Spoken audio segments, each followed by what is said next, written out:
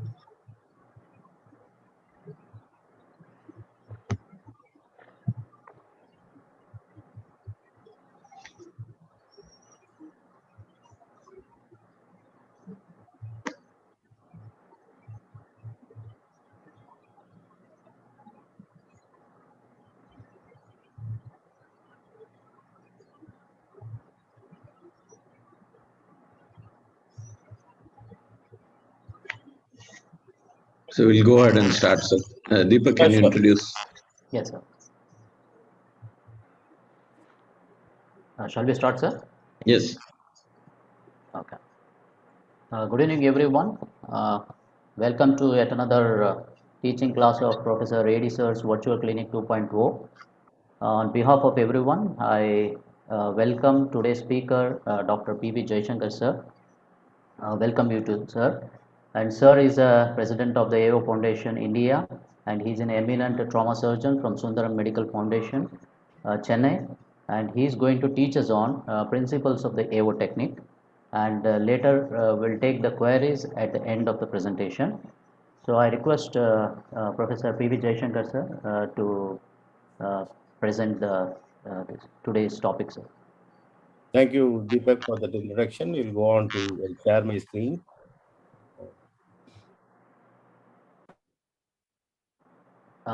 One more thing, sir. Yeah. I request everyone to mute themselves and accept the speaker. And whatever questions are there, you can ask in a chat box. We will take it in the end of the presentation. And the question should be precise and specific. Thank you, sir. Over to you, sir. Thank you, Deepak. My topic today is AO principles and philosophy, evolution or revolution. And actually, it's a revolution in trauma care. At the outset, I would like to thank Professor Devadas for giving me this opportunity. I have known Professor Devadas for 40 years, and his passion for teaching and patient listening to the speakers has not even dropped a single, this thing. It is increasing. And I have never seen anyone who is so passionate to teaching and listening to all those who talks. And he's the only person when any conference will sit in the front seat till the end of the conference is over. And because of him, we are all forced to sit along with him. Such a passionate teacher. And a secret of Professor Devdas, looking young all the time I think you actually go behind your passion, you will always look young. So that's I think the secret of Professor Devdas looking all the time. Today, if I am an AO, I was a chairperson, now I am the AO trustee for India. And it's all because of Professor Devadas. I don't want to go into the detail because that will take a long time to tell him how I got involved because of Devadas' support. So I'll go into my presentation, principles and philosophy and evolution, evolution or evolution.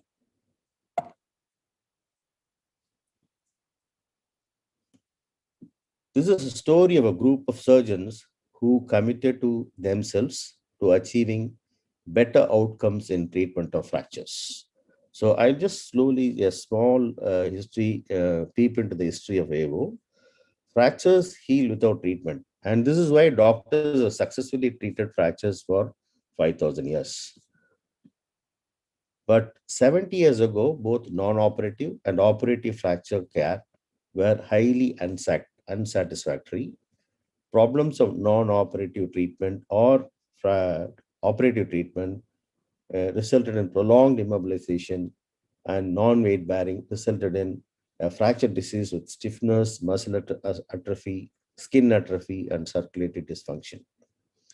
Poor outcomes from operative treatment because lack of adequate instrumentation, failure to understand the fracture healing and soft tissue rehabilitation, poor training of junior doctors, and resulted in frequent failures. Operative treatment was worse than non-operative treatment before the AO era. So all this has changed when Maurice Muller, Robert Danis was the one who was actually introduced Maurice Muller about the concept of AO principles. But Maurice Muller is the one who actually took it forward and established the AO Foundation. So AO Foundation was started in 1958, almost 62 years now, in Switzerland. And that's the story of a small story of the AO. Original AO surgical principles laid down in 1958 were anatomical reduction, rigid fixation, preservation of soft tissues, and early active mobilization. You can see how this fracture fragment or proximal femoral fracture is fixed with so many, screws and plates, and the entire bone is full of metals. In 1984, the AO laid down the 4 pillars of AO is documentation, teaching, research, and instrumentation. And that resulted in a lot of AO courses that's being conducted throughout the world. And AO courses will give you knowledge, attitude, and skills to treat the fractures and the better outcome for patients. So if you're all interested, please visit AO Foundation portal, www.aofoundation.org, and it's free. Anybody can log in, and there is so much material. I request all those who are listening to this lecture log in and get the benefit of AO teaching material. AO principles, and today what I'm going to talk on AO principles are absolute stability, relative stability, and minimally invasive osteosynthesis. The principles of absolute stability are, we actually call strain is the deformation of the granulation tissue to physiological load. That is the callus between the fracture is the granulation tissue. And this is what the strain is about, and what we do, orthopedic surgeons, to heal the fracture is how we modify the strain. So it's not like we are joking what others feel we think we are doing and what anesthetists think we are doing. It is not true. We are actually the modifiers of the strain so that the fracture can heal. So this is, I'm just happy to put this in one of the BMJ. Orthopedic surgeons are as strong as an ox and almost twice as clever. Multi-center prospective comparative study. I hope you'll be very happy to see this. So what do orthopedic surgeons do, orthopedic trauma surgeons do to modify this? We modify the strain over the fracture surfaces. So the deformation experienced by granulation tissue to physiological load, we modify it to actually achieve absolute stability or relative stability. How we do it, let us see. Absolute stability, surfaces of the fractures do not displace under functional load. So in this, you abolish the strain completely on repair tissue and the fracture heal with direct bone healing. So that is about absolute stability. So some examples of absolute stability where you can see this fracture on the left side is fixed the absolute stability, whereas fracture on the right side is fixed to the relative stability, where we modify the strain of the granulation tissue, which I'll come to you later. The principles and technique of lag screw is the fundamental to achieve interfragmentary compression and compression from within the fracture site. So just an example of an ankle fracture. In that, we'll see how we achieve interfragmentary compression using a lag screw technique. So that is first is the reduction. Once you reduce with the pointed reduction clamp. So that's the reduction intraoperative picture. And second is the gliding hole. And third is the thread hole. And then you have the countersink. And that's how the countersink is made. And fourth is you measure and you tap and apply the screw, insert a screw. So this is the 7 steps of achieving interfragmentary compression using a lag screw technique. This is the basis of achieving absolute stability. So that's again the picture. You can see that the screw is going there, and that's how. And then we apply. You can see the lateral malleolus has been reduced and fixed with the interfragmentary screw, and then the neutralization plate is applied. So another example of a neutralization or a protection plate, if you actually see the short oblique fracture of a humerus, even if you reduce and keep it like that, it will deform. So it's very, very important to apply once you have achieved reduction and compression using the interfragmentary screw, and then you have to apply a neutralization plate. That is the function of the neutralization plate. Basis of absolute stability is the compressive load and friction. Screw is the building block for fracture fixation. Lag screw is the best way to achieve interfragmentary compression. So 7 steps of lag screw application: reduction, gliding hole, thread hole, countersink, measure, tap, and insert the screw. So this is the fundamental of achieving the lag screw fixation. So plate fixation. You can also achieve absolute stability using just a plate. Compression must sufficiently neutralize all forces acting across the fracture site. With dynamic compression unit, how do you do it? With a dynamic compression unit in a plate, by pre-bending the plate, additional lag screws through the plate using the articulated tension device. These are all the various ways how you use a plate to achieve absolute stability. So let us see one by one. That's a compression using the dynamic compression unit in the plate. And that's a picture showing how you can achieve compression by using the dynamic compression unit in the plate. You can also have the drill sleeve where you have eccentric hole, and very, very important, by pre-bending the plate, where you can pre-bend the plate and apply a screw on the other fragment, and the opposite fragment you achieve compression by the compression technique. So that's how the plate, without the lag screw, you can apply compression across the fracture site to achieve absolute stability. So some examples of absolute stability in humerus and how the compression is achieved. You don't even see the fracture site when you achieve good compression across the fracture site. Using this technique, you can't even see the fracture line. That is the Muller's compression clamp. How many, I don't know how many of you have seen or how many of you have this fantastic tool to achieve compression. This is even used to achieve compression across the osteotomy site now. So this is an example of transverse fracture of the radius and ulna using the axial compression achieved using DCP. That's a classical example of absolute stability. So tension band wiring, tension band principle is also a way of achieving absolute stability. Bending force applied eccentrically causes tension and compression within a column, where that tension can be absorbed and converted by a band, either wire or plate on the tension side. So that's the principle of tension band principle. Common indications are olecranon fracture, patellar fracture, and this is how a fracture olecranon is fixed using a tension band principle, and that's the picture showing how this can be achieved. That's a clinical picture of tension band principle using fixing the fractured olecranon. And also another example is the fracture patella. Again, tension band principle also achieves absolute stability across the fracture site.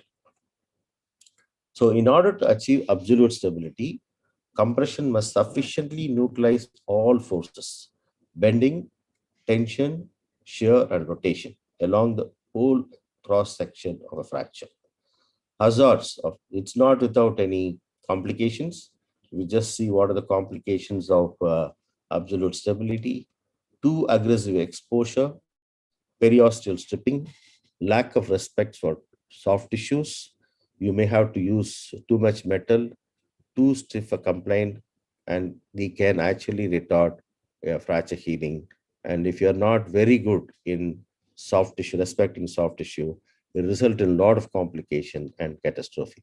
So this is how, in order to achieve absolute stability across a long bone diaphysis, you have to expose lot of, you have to expose to the extent what the length of the plate, and also if you are going to apply the this Muller's compression clamp, then your exposure is much more. So in that process, you actually devitalize a lot of soft tissues and you do periosteal stripping. That's why it has not become popular. Also, when you apply compression over the plate and the periosteum is applied, the periosteum is devascularized. So compression is not always healthy. So actually now absolute stability is restricted to few areas, like the places what I've shown in the forearm and also in intra-articular fractures. So majority of the fractures now are fixed by using the principle of relative stability. Indicates that there is some motion between the fracture fragments. The principle: motion must be below the limits of tolerance of healing bone tissue, otherwise healing disruption will occur. Best methods to produce relative stability include some type of extramedullary or intramedullary splint. Bones that heal by relative stability are characterized by callus formation. So when you fix the fracture with absolute stability, they all heal without callus formation. But when you fix fractures with relative stability, they all heal with callus formation, which is a better quality of healing. So complex fractures like this cannot be reduced anatomically without damaging the blood supply. They all need anatomical alignment, not absolute stability. Best done with indirect techniques, indirect reduction techniques. Needs only relative stability. Heals with callus formation. So this is an example of multifragmentary fractures. It cannot use absolute stability to fix this. Methods to produce relative stability are traction or cast, external fixation, internal fixator with the fixed angle devices, intramedullary nailing, and bridge plating. So this is all various examples of relative age-old method of putting the patient on a traction.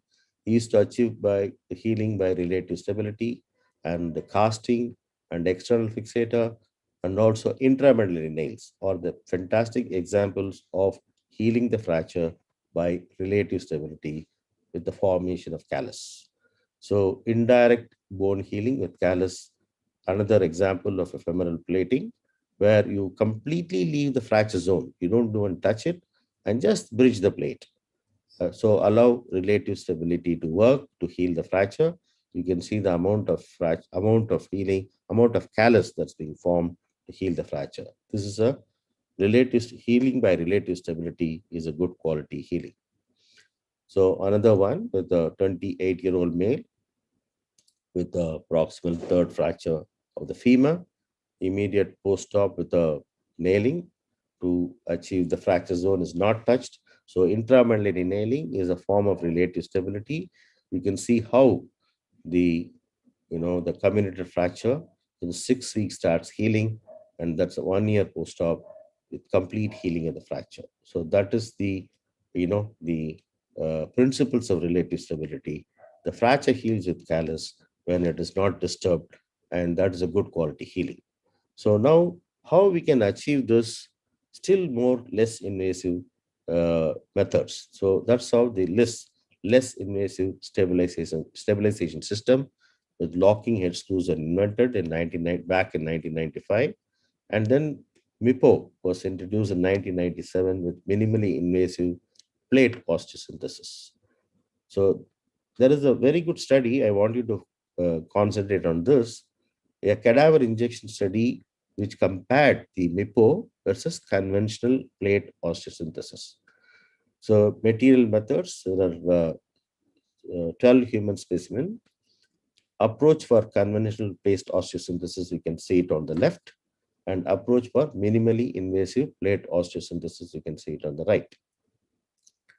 Then there is injection of silicone dye and the catheterization of common femoral artery and vein and flushing with the warm saline solution.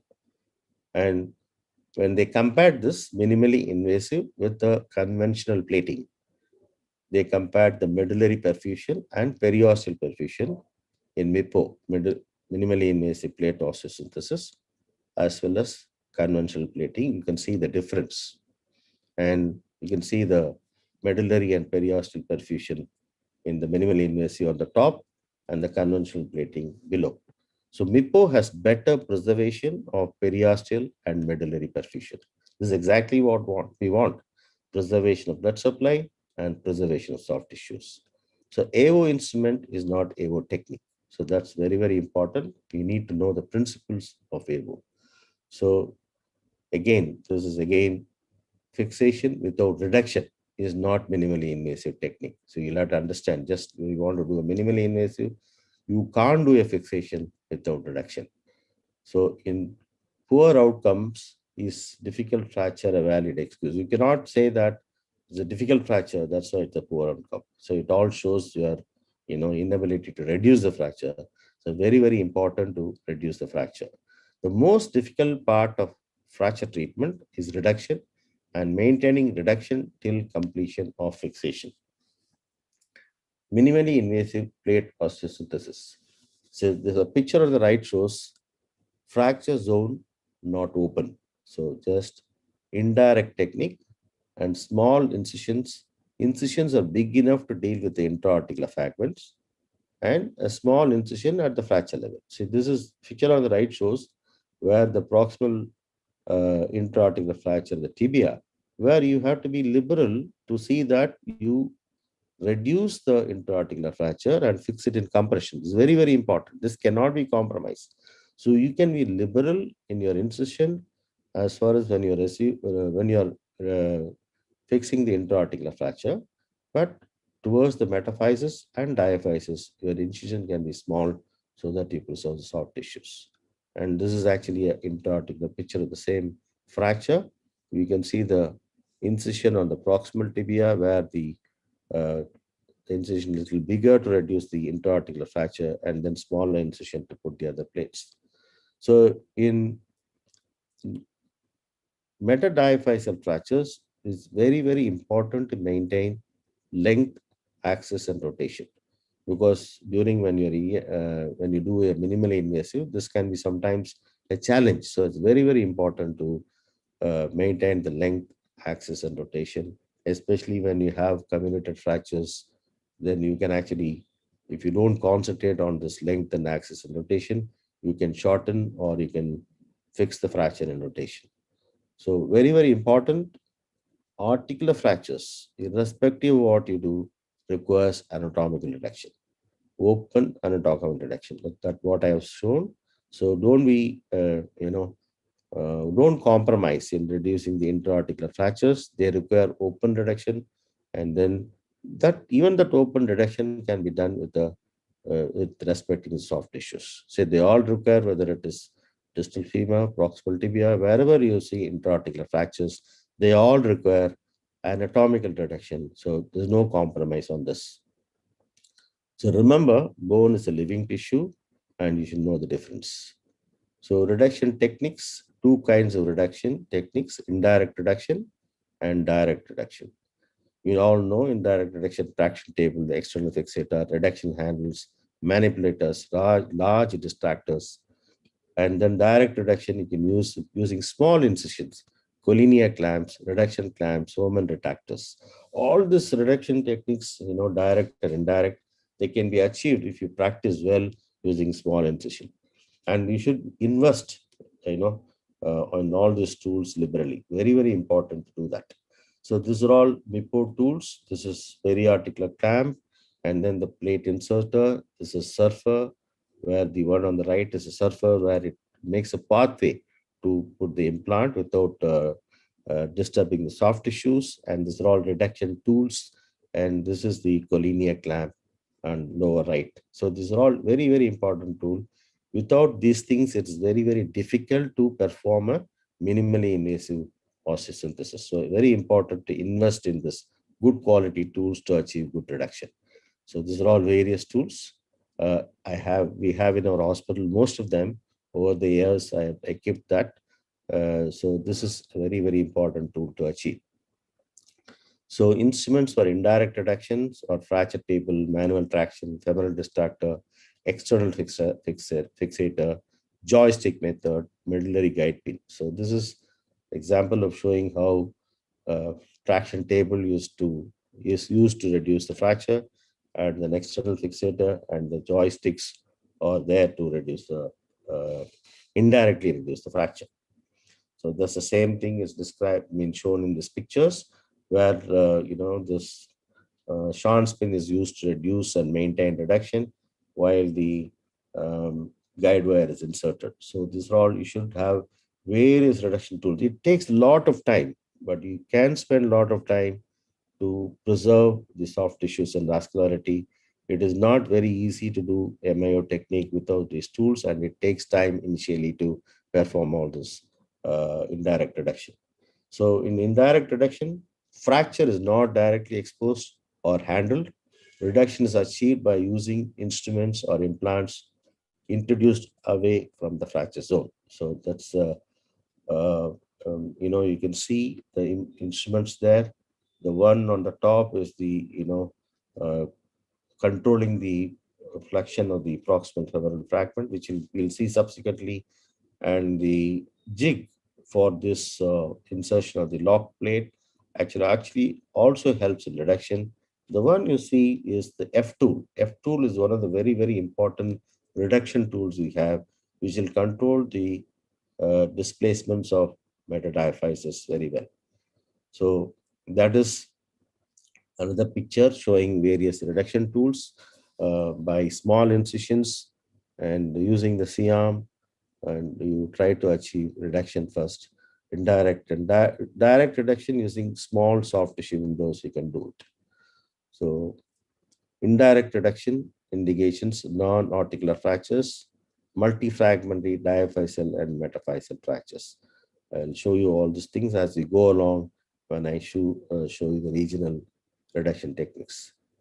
Indirect reduction disadvantages are more difficult to achieve, requires meticulous preoperative planning, more technically demanding, requires image intensifier, and also a lot of tools which are,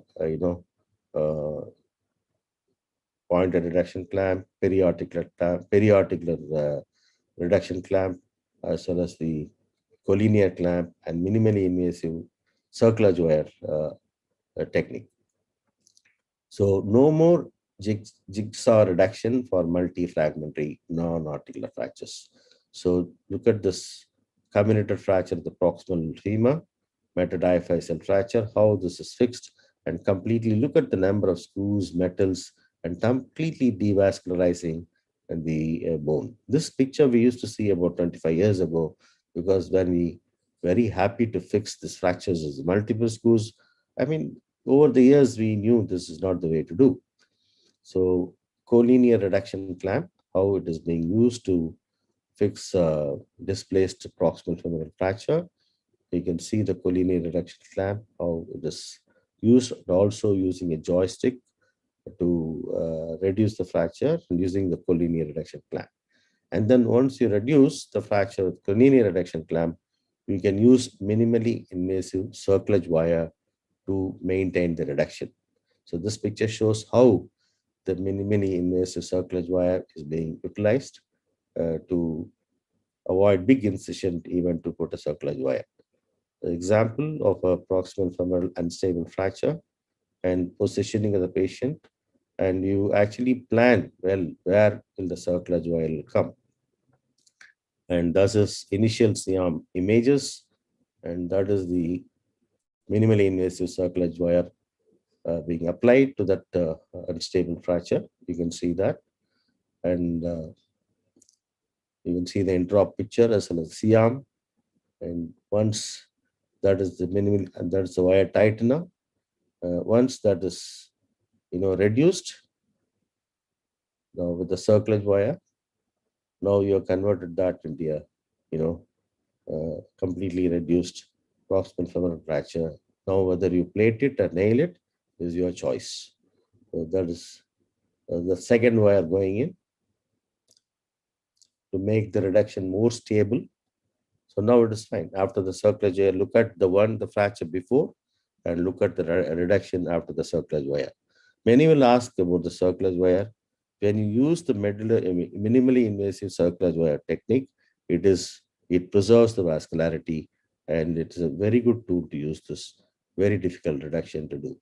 And that is further, and once this is reduced and the PFNA is being performed, and that is the intraoperative picture and the distal locking using a radiolucent driver. So that's the picture, final CM images and post-op X-ray, and that's the post-op X-ray of showing the nail as well as the cerclage wires. So the collinear clamp, how it's being used, useful reduction of spiral and oblique fracture patterns, minimal soft tissue stripping, can aid cerclage wire or K-wire placement. That's the proximal femur fracture, very unstable fracture. Once it's reduced using a traction and other methods, now that's the collinear clamp, see on picture of the collinear clamp, how it holds reduction.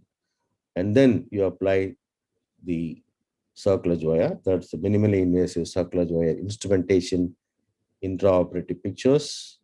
And now we can, once you're done, you have made it completely reduced.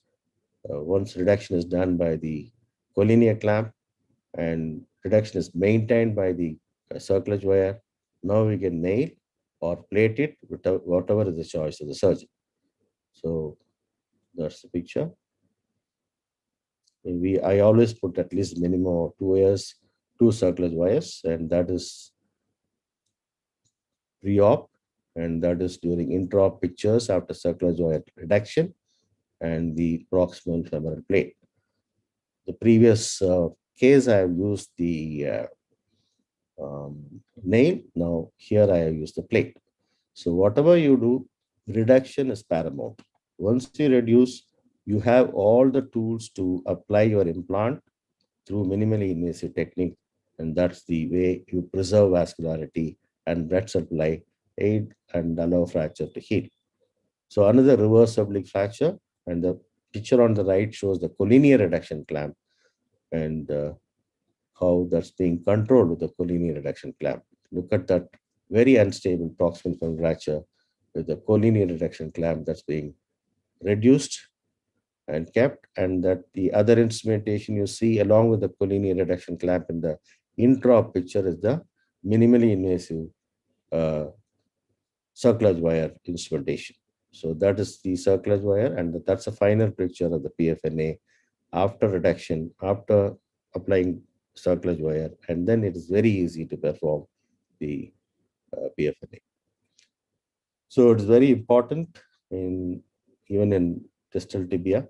You can use minimally invasive technique to even reduce the point reduction clamp with a small skin incision.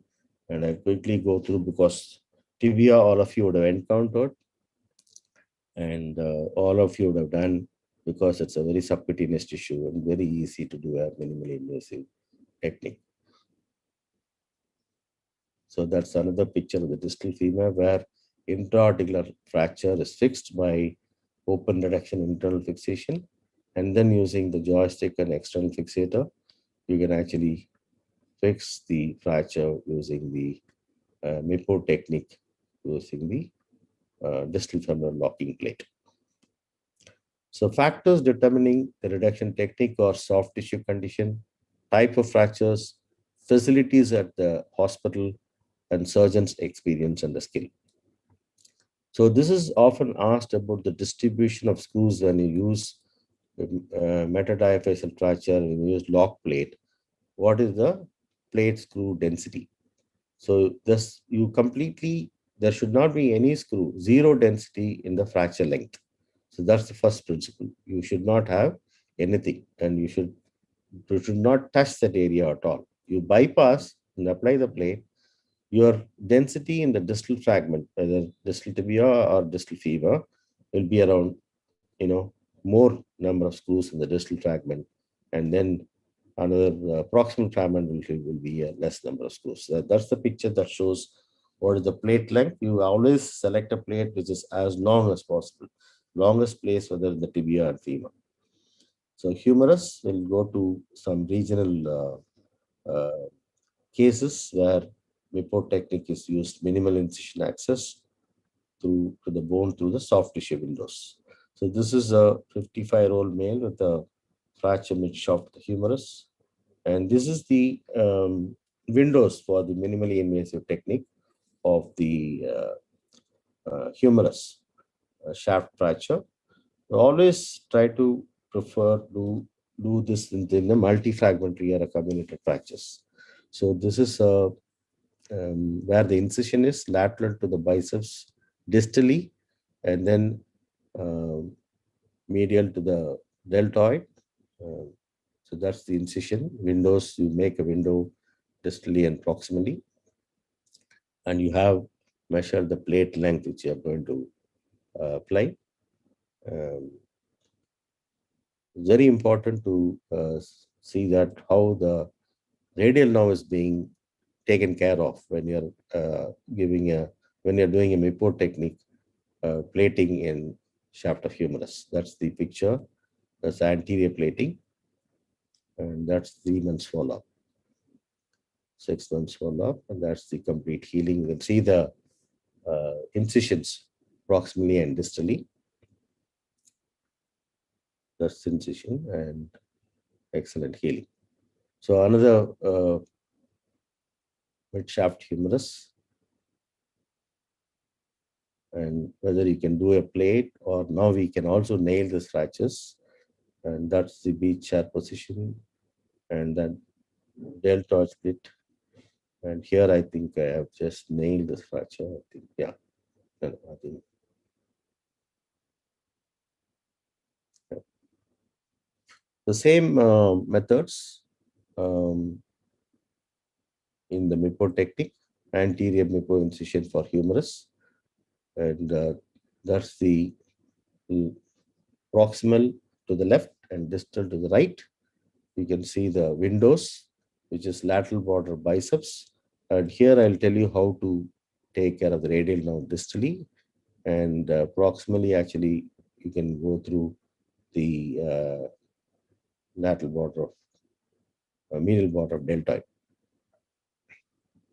And then subbrachial is tunneling. You have the surfer like this where you can tunnel the pathway from either from below upwards or above downwards, and never use Hohmann retractor distally, and that will actually injure the radial nerve.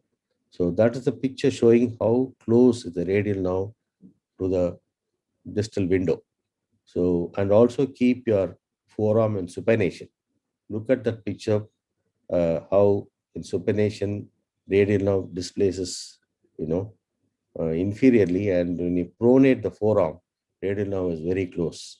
Also, don't apply a Homan retractor, then that will also injure the radial nerve. So you have to be very, very careful.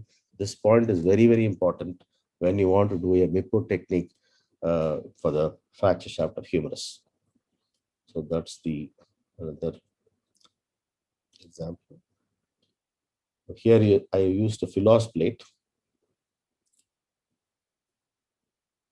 Intra pictures of Philos plate in a middle third multifragmentary fracture of the humerus. That's an intra picture.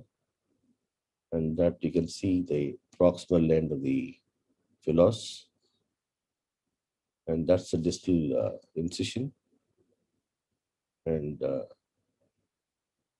actually, you have this spiral Philos plate coming for this kind of fractures. But actually, I have not got this. I have actually slightly bent the plate to accommodate as it comes distally so that it doesn't injure the radial nerve. So that is the post-op picture, and that is how the Philos plate is used with a minimally invasive technique to fix the fractures. That's the post-op. Just look at how the fracture zone is bypassed and untouched so that it heals with relative stability. That's one cadaveric study of the importance of spiral Philos plate in this particular position. And this is a 3 months follow-up of the same fracture and 6 months follow-up. And you can see 1 year follow-up with excellent healing with a good function. And this is another example of the same technique for 6 weeks and 3 months follow-up.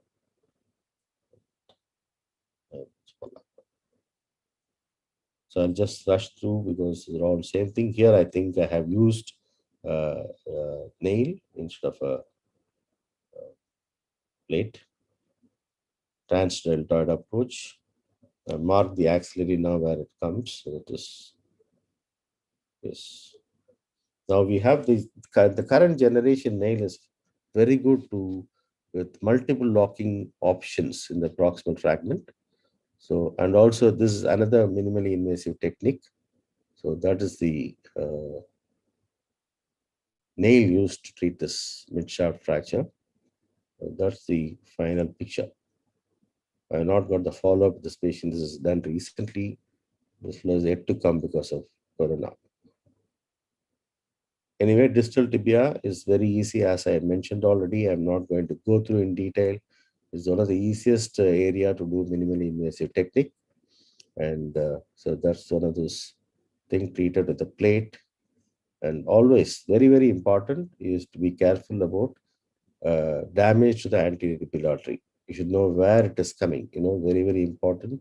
So that when you apply a long plate, you may injure the anterior tibial artery, or the screws can also damage it. So very important to know this anatomy for this fracture.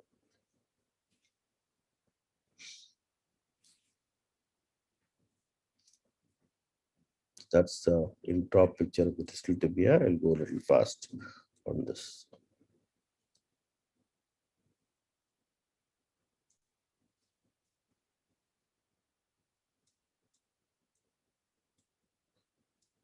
So I'll just go a little faster on the distal tibia because got a lot of other things to do. Again, in the proximal tibia, because very important, I should again and again, timing of proximal tibia fracture and distal tibia fractures, very, very important. Wait for the swelling to subside, don't rush and wait and reassess, and then operate only when the soft tissues are amenable for treatment. That is a very, very important message in the proximal tibia fracture. And so this also can be treated with a minimally invasive using a periarticular clamp proximally and the distal incision like this. And remember about this antitibial artery, which I said already. And this reduction is done by a K-wire, also with using a periarticular clamp. And then Once the reduction is achieved by compression by the periarticular clamp, you can actually apply a lax screw to fix that intra-articular fracture. Then apply through minimally invasive plates on the medial and lateral side. So that is about the proximal tibia. You can see the number of small incision, and all will help. And look at the intra-articular fragment is separately treated with compression with the lax screw, and then the plates are applied to metadiaphyseal fracture. And these are all, you can see how much of you can preserve the soft tissue and vascularity. This is another example of how you can achieve reduction using the femoral distractor, also K-wires, use under C-arm guidance. K-wire as a joystick, articular alignment is achieved after using the distractor, and the intra-articular fracture is fixed with the incompression.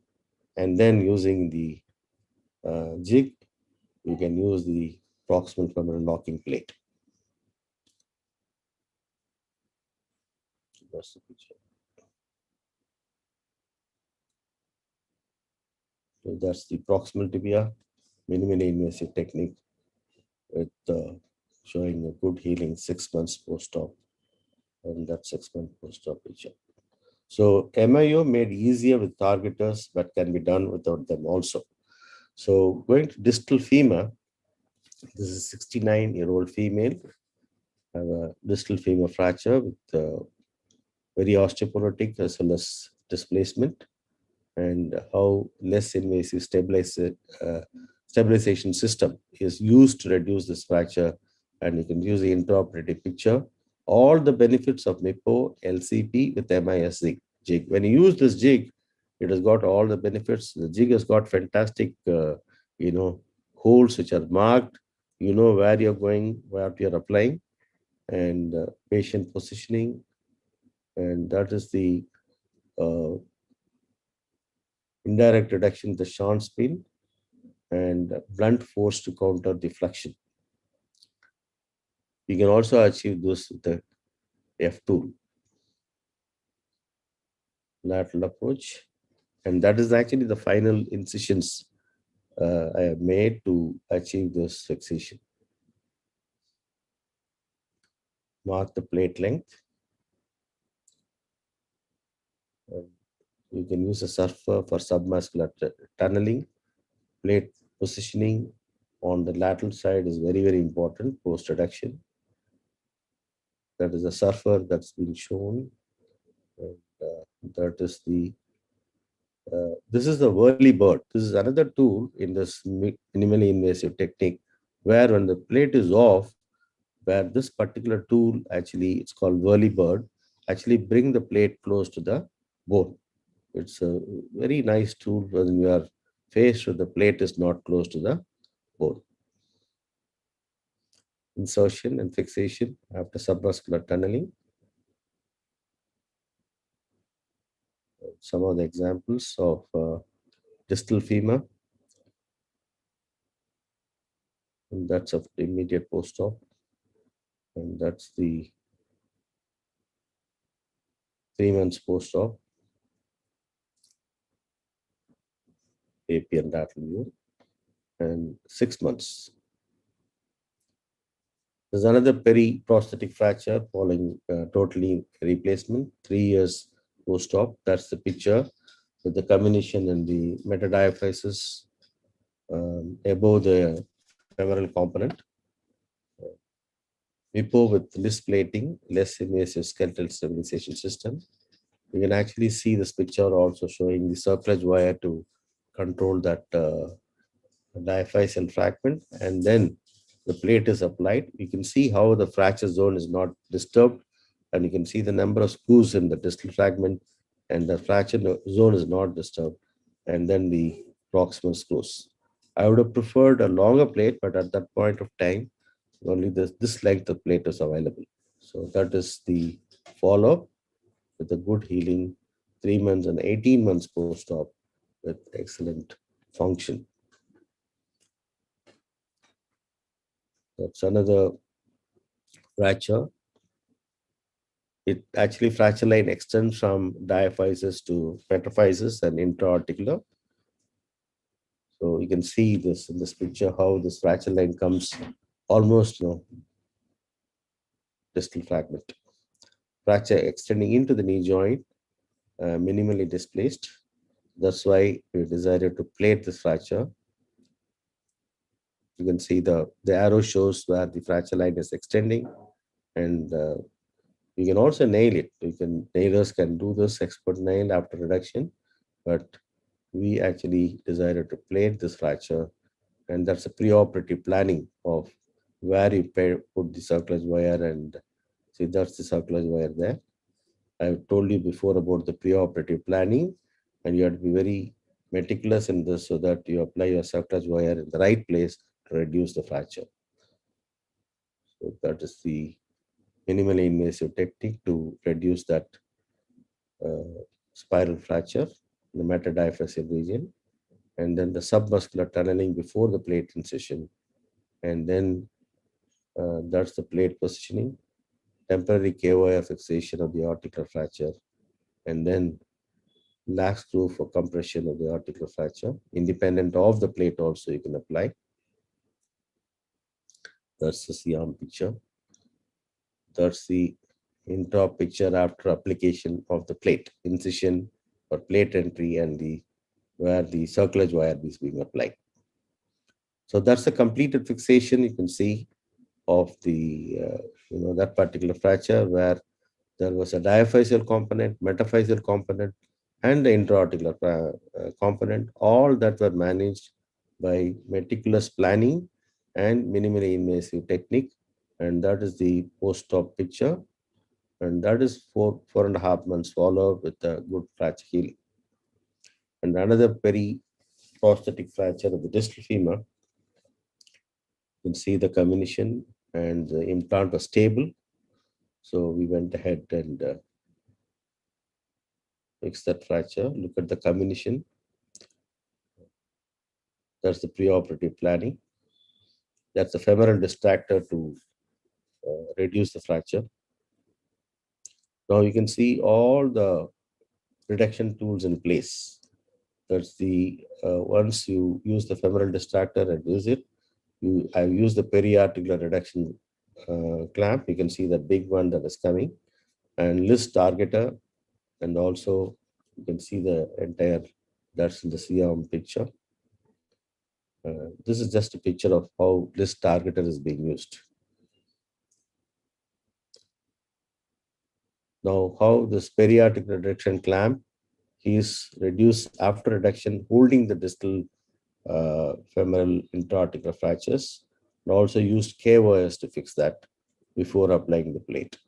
That's all the intraoperative pictures. See on picture. And that is after reduction to check the stability. And that is the immediate post-op of that periprosthetic fracture of the knee.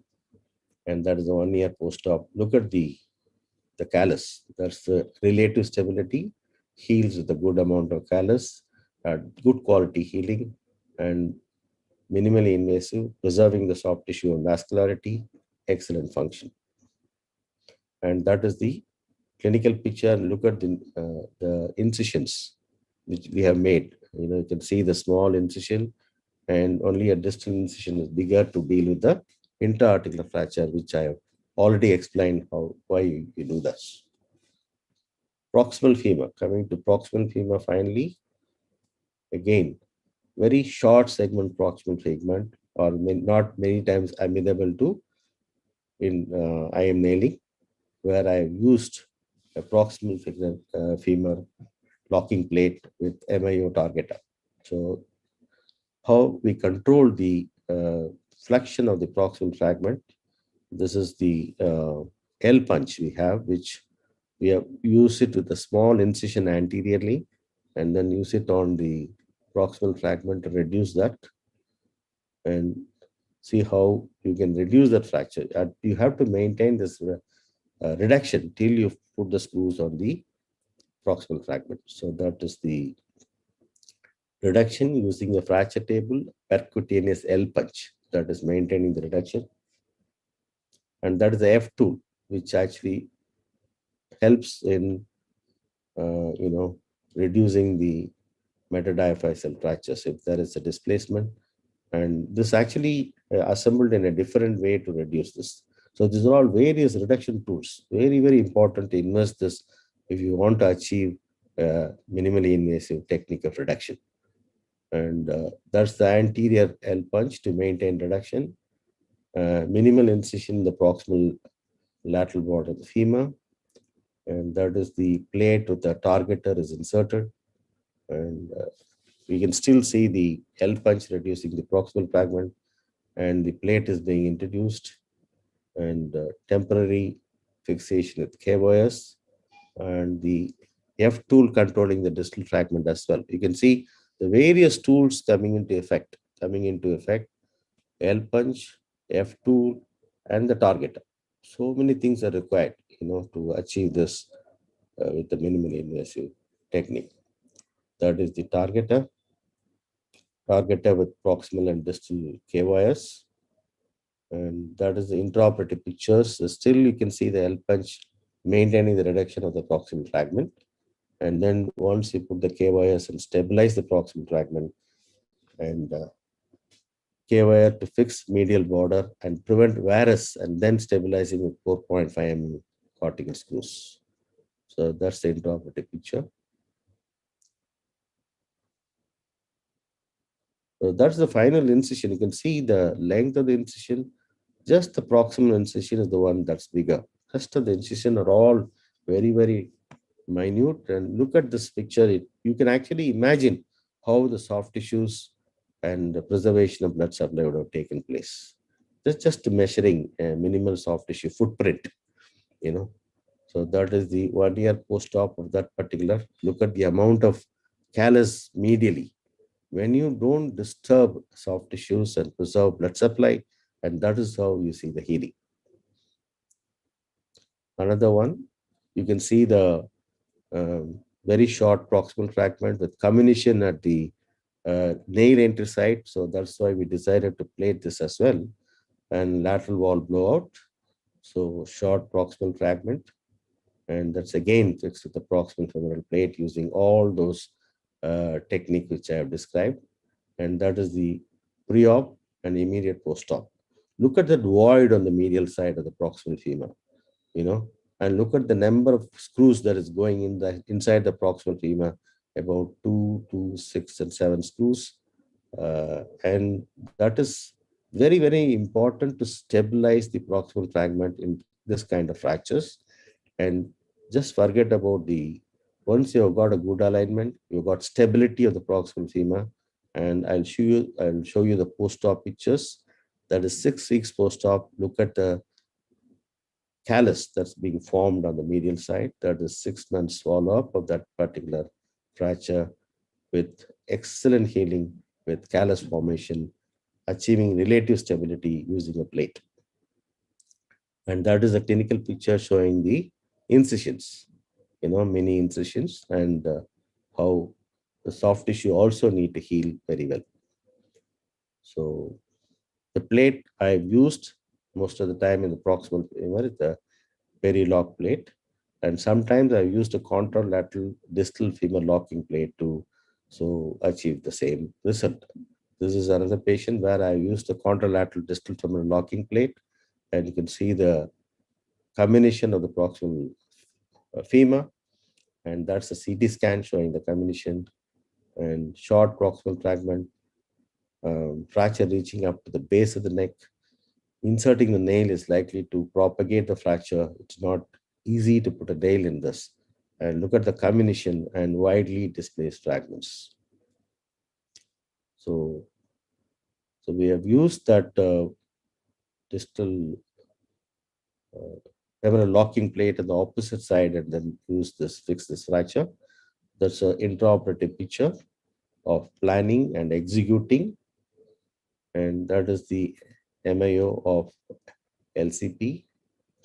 Because of use the opposite side locking plate, you may not have number of screws going into the plate proximally. Because this patient was young, we thought that's sufficient. But however, all these are locking screws.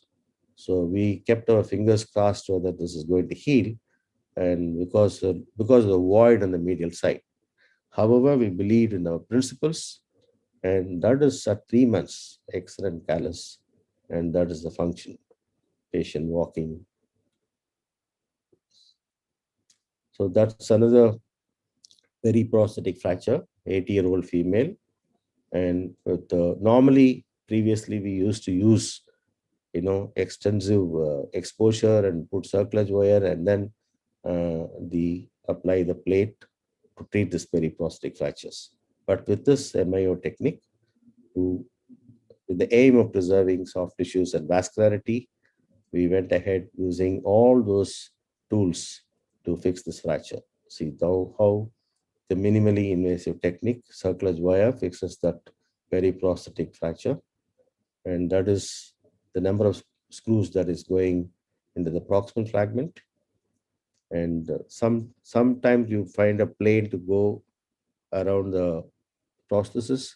Sometimes we put short screws and then leave the fracture zone and fix the distal fragment. That's the immediate post-op picture. And that is all the arrows shows the incision that is made. And that is the 1-year follow-up with the excellent healing. So when you do all this MIO, preserve soft tissue, preserve vascularity, and that is the result you can expect this. And another 21-year-old male with a high energy trauma. You can see the short proximal fragment with the comminution at the nail entry site. So nail cannot be used in this. You look at the combination of the proximal fragment. Nail and blade entry is compromised in this particular fracture. We have used the same technique and the same plate, and that is the number of screws going into the proximal fragment and stabilizing it. And that is the 6 months post-op function at 6 months. And that is about 2 years post-op. This patient wanted to get rid of the plates, and there's no need to remove this plate, but he was insisting. So that is the post-op picture after removal of the plate with complete healing. And you can see the preserved angulation and the near normal architecture of the proximal femur. So the biggest pitfall of MIPO is misunderstanding by the surgeon. It requires a lot of understanding, a lot of experience, a lot of tools to achieve your result. So minimally invasive is equal to minimally assessed. Need good anatomical knowledge. Radiation exposure to patient, surgeon, and the entire team is significant. Have to pay keen attention to avoid neurovascular structures. Poor understanding will lead to a lot of complications. So before skill comes knowledge. Understand overall how fractures heal, and intimate knowledge of the anatomy is very, very important to achieve various types of fracture healing, whether it's absolute stability, relative stability, minimally invasive techniques, and very, very strong principles of fixation and reduction. Practice very good reduction techniques with very good reduction tools. Instrumentation is very, very important. Soft tissue handling and intra-op imaging. So it doesn't matter how many resources you have. If you don't have how to use them, it'll never be enough. Thank you.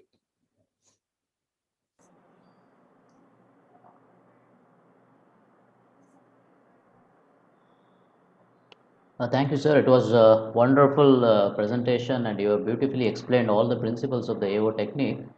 There are some questions. Yeah, can I stop sharing? Yes, sir. Yes, sir. Yeah. Can we take some questions, sir? Yeah. Very glad to take it. Yeah. So I'm just 1 hour, no? Correct. Yes, sir. Someone is asking, sir, can we pre-contour the locking plates? Not. You should not. But if you carefully contour like the one I showed in the proximal humerus, where actually you have that spiral blade available, but actually I contoured it a little bit. You have to be very careful on that. It's not advisable, but you can do it safely if you can understand how you play with it. Okay, sir. Somebody is asking how to space the screws in a plate, like how to decide on that, how many screws to be I put think or I not. showed one picture showing the number of screws. When you have a distal femur or a proximal tibia, you see that the length of the plate is, you try to get as long as possible. That's the length of the plate. Then leave the fracture zone without any screws. Completely leave the fracture zone without any screws. We may put one short screw to, sometimes the fracture zone is very long. To stabilize the fragment, you can put one screw. That's all it is allowed. Then you put the entire Yes. length of the plate and distribute maximum number of screws in the distal fragment and about 50% of the screws in the proximal fragment. So the message is, leave the fracture zone untouched, without any implant, without opening, without any metal. Right? If the fracture zone is long, sometimes you can actually put a short screw at the end of the proximal end of the fracture zone, a small one single cortical screw to stabilize that fragment. So when you achieve this relative stability, this kind of this is a pure experience. This how to achieve, how to not to have too many emotion in that segment. It should not become too rigid. It should not become too elastic. Yeah. That's the whole idea of relative stability. Sometimes it comes out of experience. Yes, sir. Points well taken, sir. Related to that one only, someone is asking, some surgeons used to put a unicortical screw in the last hole of the plate. So, is it required and why? And where to use that one? Uh, I don't know. The practice is not required. You can put a bicortical plate, a bicortical screw. Screw. There's no need to Yeah. put a single screw there. But as I told you, if you have a fracture zone, you can actually put a unicortical screw. If there's a fracture zone is big enough or long enough, you can actually put a unicortical screw at the end of the proximal end of the fracture zone to stabilize that segment. This is actually what I said, is to see that there is not too much of play there. To achieve a relative stability, you have to balance that movement. It has to be elastic, but not too rigid, not too elastic also. Yes, sir. The next question is, someone is asking, can you explain the parent interfragmentary strain theory? Okay, this is actually a very big question. The you know the granulation tissue, the granulation tissue in between the fracture site, it has to be uh, handled very carefully. In absolute stability, you completely avoid the strain because you compress the fracture ends to achieve absolute stability. But when you want to, apply a relative stability in healing, you actually have relative stability requires strain. That strain should not be too much to you destroy the granulation tissue. So that's the balance between that's a purely the surgeon how he deals with that strain. So that is about it's actually a strain. It's a Stephen Perrin has said about strain. It's actually a very big topic to talk about. We Yes, sir. can talk about it in for about an hour or so. Basically, it is how to manage a Granulation. granulation tissue. Yes. In absolute stability, you completely What? you have end-to-end compression of the fracture site. There is absolutely no strain. You compress it. Whereas in relative stability, there should not be too much of movement to destroy the granulation tissue. If there is too much of movement, granulation tissue will go. So you have to balance that. That's the whole idea. So you are utilizing that granulation tissue to form callus. If you're not balancing it properly, the callus will disintegrate and you'll end up in non-healing. Yes, sir. That's Yes, a sir. simple way I put it. Yes, sir. You nicely explained that principle, sir. Someone is asking the difference between Collinear's linear reduction clamp and Lohmann's clamp. The collinear reduction clamp, Lohmann's clamp is very, crude. It was, I've used it when I was the postgraduate. Yes, sir. It's very crude and it requires more exposure of the soft tissues. Yeah. Whereas the collinear reduction, you can actually dismantle all the components of the collinear reduction. Yes, sir. And you can go through a minimal incision and clamp it. And also it is supposed to, the end of the collinear clamp, when you go around, it will not injure the soft tissues or vascularity. So that's the one. That's the difference. Huge difference when you keep both and see.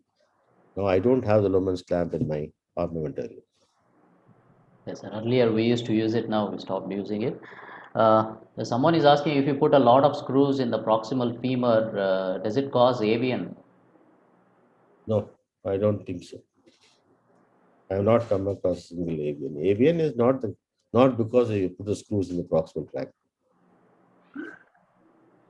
There is no reason why a number of screws in the proximal fragment should cause avian.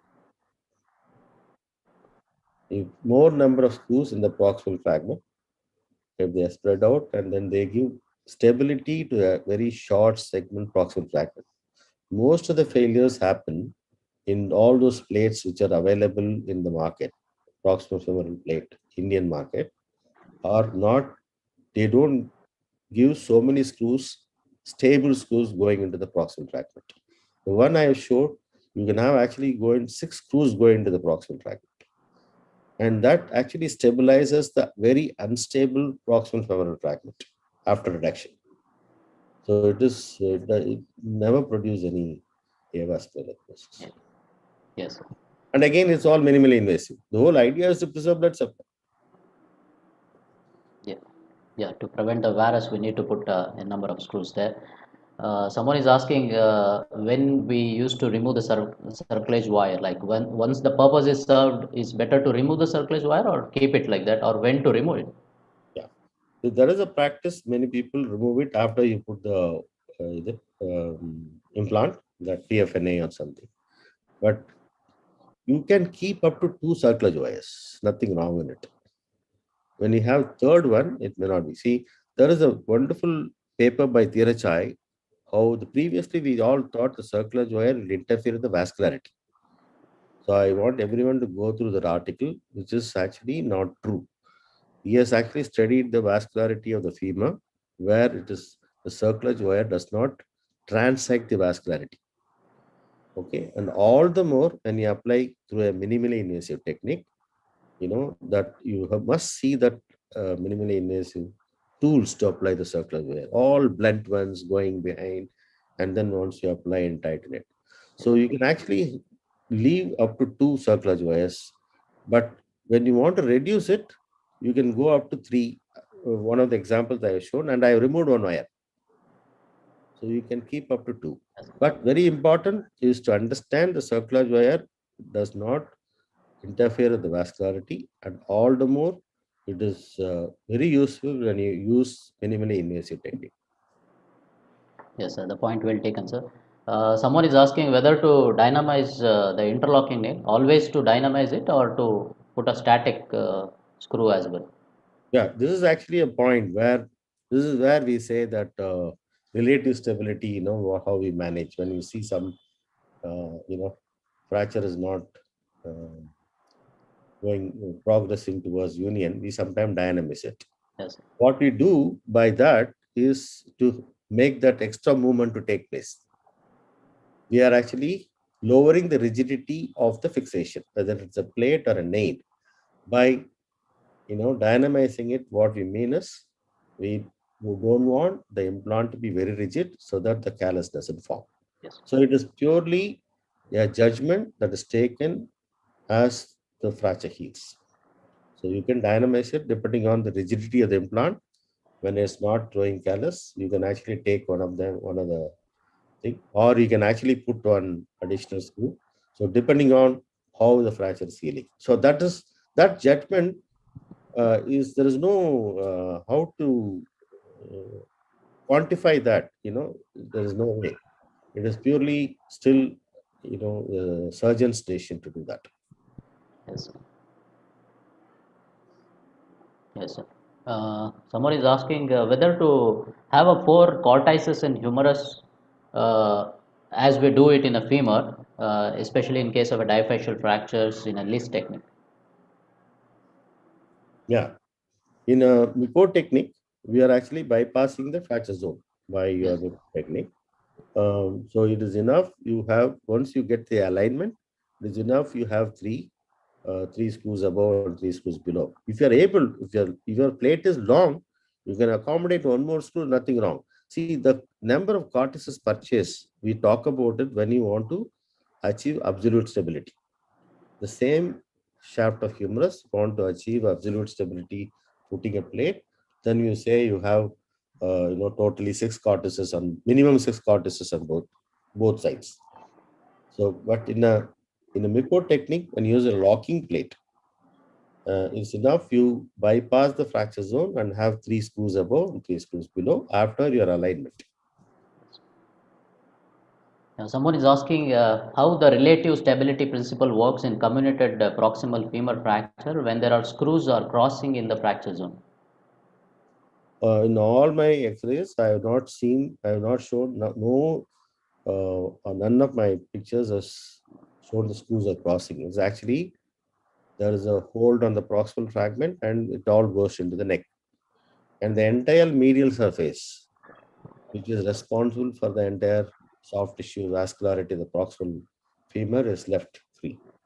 Yes. And you bypass and fix it after reduction. So we are not interfering with the vascularity. You have to have a hold after reduction. Yes. You can't completely leave it. But reduction is paramount. In all this reduction, I spend a lot of time, sometimes an hour and a half to reduce these fractures before you putting in an implant. Yes, sir. I think you have answered most of the questions of the young orthopod, sir. Satish, sir, do you want to say something? Thank you, sir. You covered the entire fractures from head to toe, like really very well, and keeping very much with the AO principles. It was an excellent talk, and I think everybody benefited from it, sir. Thank you so much, sir. I think we will probably bother you again with some kind of a OSCE kind of questions, because that's what is going to happen in DNB in the future, I think. So we will probably bother you again some other time, sir. Sure. Yes, sir. Definitely. Thank you so much, sir. Thank you, Jayashankar, for refreshing my AO principles after a long time. Yes, it was a fantastic lecture, and I enjoyed it very much. And you brought out all the basic points for the postgraduates. I'm sure that it will be very useful for the practice as well. Thank you very much once again for having accepted my invitation to be in the faculty. Thank you. Thank you, sir. Thanks for the opportunity. Good night. Yes, sir. Thank you for your valuable time, sir. In the coming Saturday, on 12th of June, we have a topic, decision making in open fractures. The lecture by Professor Deen Dayalan sir from Ganga Hospital, Coimbatore. So please join in large number and make it successful. And thank you for joining today. Good night, everyone. Good night, Jayashankar. Good night. Good night, Satish.